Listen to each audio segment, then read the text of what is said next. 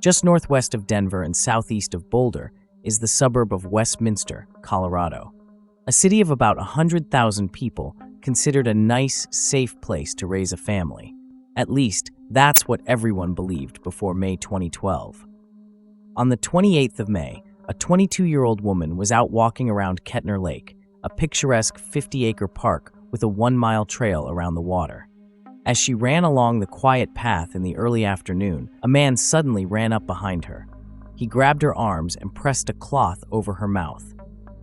She immediately noticed a strong chemical smell coming from the cloth. The woman was fortunate. Even though she was terrified, she managed to fight off her attacker and run for help. She called the police and described her attacker as a white male, about 5 feet 8 inches tall, with brown hair and an average build. He was wearing a blue baseball cap, a black t-shirt, jeans, and sunglasses. The Westminster police created a sketch based on her description and collected DNA from the scene. But months went by, and they still couldn't find any suspects. What they didn't know was that the attacker was 17-year-old Austin Sigg. Austin's problems started years earlier. When he was just 12, his stepmother found porn on his computer and sent him to a faith-based therapist. Austin wrote a note to the therapist saying, "I have an addiction to porn, and I would like to stop." But this wasn't ordinary pornography. Austin was addicted to child pornography. Austin went through therapy, and his therapist suggested his father add parental controls to his computer. But like many teens, Austin quickly figured out how to get around those controls. His addiction only grew worse from there. To his friends and fellow students, Austin Sigg seemed like a relatively normal kid. Some described him as a bit of a goth, but he was well-liked, smart, and often called a total sweetheart. He had a collection of swords and knives, but to most people, he just appeared to be a regular teenager who was into music and video games. What his classmates didn't know were the dark, disturbing thoughts swirling around in his head.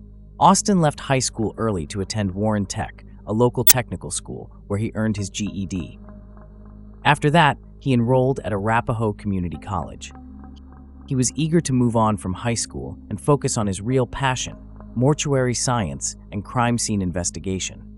But Austin's obsessions ran deeper. Alongside his addiction to pornography, he developed a disturbing fascination with dead bodies and decomposition. He would even bring dead rats home from school to study their decomposition in detail.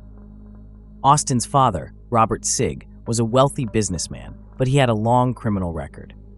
Robert had a federal conviction for bank fraud and had been charged with a variety of crimes, including assault, burglary, domestic violence, drug distribution, DUI, and resisting arrest. By the time Austin turned 17, his obsession with child pornography had escalated to include fantasies of violence and death.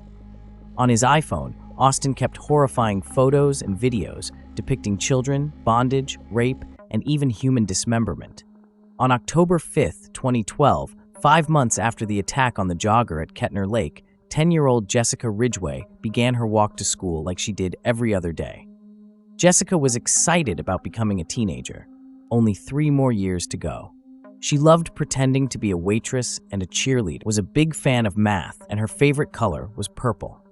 She was known for her bright purple glasses and the tiny gap in her front teeth. Jessica's mother worked the night shift, from 10 p.m. to 7 a.m., which allowed her to see Jessica off to school each morning before going to sleep for the day. Jessica usually walked to school with a young boy from down the street. Every morning at 8:25 a.m., she would call the boy's father to let him know she was on her way. On that fateful morning, Jessica kissed her mother goodbye, put on her black puffy coat, and headed out the door at 8:30 a.m. But even though the boy lived just a few houses away, Jessica never made it to his house.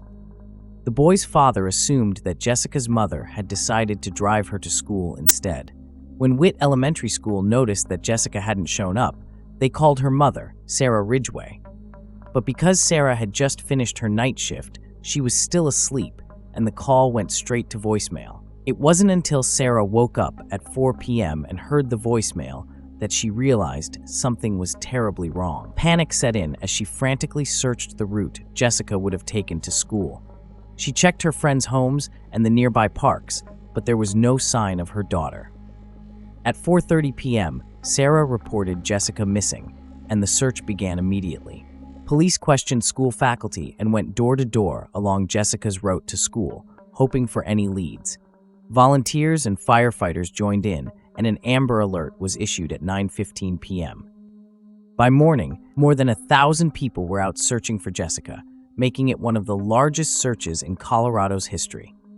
Divers were sent into Kettner Lake, while sniffer dogs and helicopters scoured the area, but there was no trace of Jessica. Despite their relentless efforts, the crucial first 48 hours passed without any clues.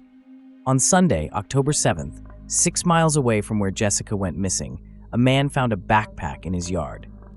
Unaware of the news about the missing girl, he posted about the backpack on a local social media, mentioning that it contained a keychain with the name Jessica Ridgeway. Others in the group quickly informed him that Jessica was the missing girl, prompting him to turn the backpack over to the police. Inside the backpack, investigators discovered Jessica's purple glasses and the clothes she was wearing when she left for school that morning. Her clothes were soaked in urine. DNA analysis of the backpack revealed DNA from someone other than Jessica, most likely her abductor. When this DNA was checked against databases, it was also matched to the DNA from the person who had attacked the jogger at Kettner Lake. 5 days after Jessica went missing, maintenance workers were in Patridge Park open space, 9 miles southwest of Jessica's home in Arvada. They noticed something odd in a patch of tall whiskey grass, a large black garbage bag. When they opened the bag, they found a small human torso inside. Arvada Police, Westminster Police, and the FBI worked together, processing the grim scene throughout the night under floodlights. The torso was missing its arms, legs, and head, and had been wiped clean, but not well enough. Police were able to retrieve DNA from the torso, and it matched the DNA from the backpack and the Kettner Lake jogger. The next morning, investigators delivered the heartbreaking news. The torso was indeed the remains of 10-year-old Jessica Ridgeway. A wave of anguish and fear swept through the community of Westminster and the surrounding cities. Parents began taking time off work to personally ensure their children's safety on the way to school.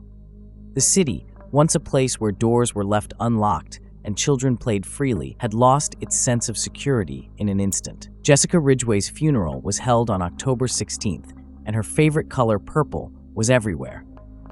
More than 2,000 people attended to say their final goodbyes. Her mother wore a purple ribbon in her hair, mourners released purple balloons into the sky, and Colorado Governor John Hickenlooper wore a purple shirt as he spoke, sharing the sadness felt across the entire state of Colorado. In the days following Jessica's tragic death, over 700 local residents voluntarily provided DNA samples to help with the investigation. One of those samples came from 17-year-old Austin Sigg. Austin had been studying crime scene investigation and believed he was careful enough to leave no trace. Confident in his ability to avoid detection, he allowed investigators to swab his cheek without hesitation. But in a twist of fate, Austin's DNA sample was mishandled and mistakenly returned to the police with a batch of samples that were not a match. Just 3 days after Jessica's funeral, on October 19th, Westminster Police reached out to the public for assistance. They had discovered a small cross near the torso in Patridge Park, possibly from a necklace, and were asking if anyone recognized it. They got a lead. A woman contacted detectives and mentioned that a friend, Mindy Sigg, had a son who wore a cross similar to the one shown on the news. This son lived less than a mile from Jessica's home. When police brought Austin Sigg in for questioning, he remained calm and answered every question. He claimed he was asleep on the morning Jessica disappeared. Despite his calm exterior during the interview, afterward, Austin was visibly shaken. He confided in his friends at Arapahoe Community College, saying he felt sick and wobbly. Austin was convinced that the FBI had matched his DNA to the samples taken from the torso and the backpack. By the night of October 22nd, Austin was in a state of panic and ended up sleeping in his mother's room for comfort. The next day, Austin confessed to his mother, saying, "I am a monster and need to be punished." He detailed what he had done, prompting his mother, Mindy Sigg, to call the Westminster Police. Hi, I need you to come to my house. My son wants to turn himself in for the Jessica Ridgeway murder. Okay, what's the address? 10622 West 102nd Avenue. And what's going on there? Ma'am, Did you not hear me? He just confessed to killing her. I know. I want you to tell me what's going on. Can you tell me exactly what he said? But he did it, and he gave me details, and her remains are in my house. Did you see them? No. Is he there with you? Yes. Is he cooperative? Yes. How old is your son? 17. What is your son's name? Austin Sigg. Can you spell it? You said Austin? Mm-hmm. Okay, and spell his last name for me. S as in Sam, I-G-G. I don't exactly get why you're asking these questions. I murdered Jessica Ridgeway. Okay. I have proof that I did it. There is no other question. You just have to send a squad car, something down here, and right. I will answer all the questions that you want to ask, okay. or anyone wants to ask of me as soon as you got to get down here. Okay. Austin, I have a police officer that's going to come over to your house, okay? Can you tell me what part of the house that her remains are in? Underneath the house in a crawl space. Okay. Did you know Jessica before this? No. The only other thing that I have done that before this was the Kettner Lake incident where the woman got attacked. That was me as well. And other than that, the only criminal history I have is a speeding ticket. Okay. Can you please hurry up? I need to call his dad. Well, on my phone. Ma'am, I understand you want to call your husband, and I'm sorry, but I would like to keep you guys on the phone just until the officers get a little bit closer. Well, how far are they? They're going to be there in just a few minutes. Okay, they're going to be there in just a few minutes. Can I get we can stay on the line, but do you have to keep asking questions? Okay, no, I don't. Investigators spent hours questioning Austin Sigg as he detailed the horrifying manner in which he abducted and murdered Jessica Ridgeway. On the morning of October 5th, Austin was hiding in the back seat of his Jeep as Jessica walked to school. Despite claiming the choice was random, he had strategically parked near her home, knowing she would pass by. As Jessica walked beside his vehicle, Austin suddenly jumped from the back and seized her. Her screams went unheard.